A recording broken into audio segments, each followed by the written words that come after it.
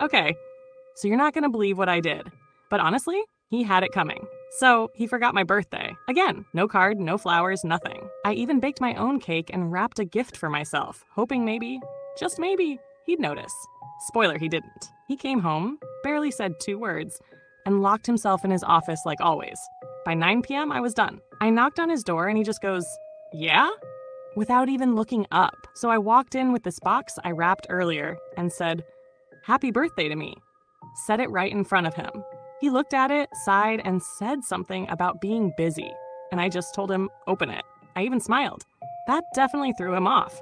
He opened it, and oh my god, his face. He went completely pale. Because inside, a severed hand. Holding his phone, he froze. Couldn't even talk at first. Finally, he goes, "What the hell is this?" And I just said, "This year, I got myself the gift I really wanted. Your attention." He pushed back in his chair like he might run, but he didn't. Smart. Then I asked him, "You don't recognize it?"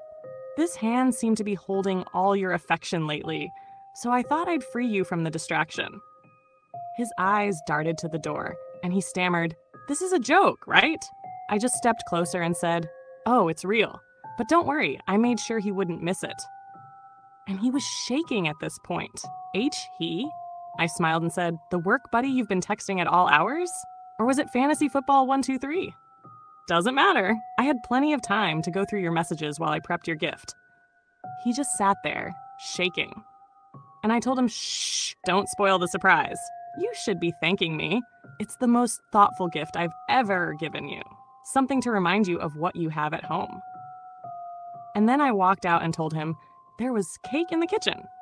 His favorite. Before I left, though, I turned back and let the smile drop for just a second. "Oh, and babe," I said, "if you even think about leaving, just remember, I don't need a phone to track you.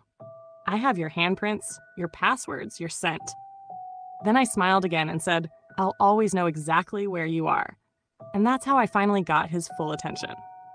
Honestly, best birthday ever.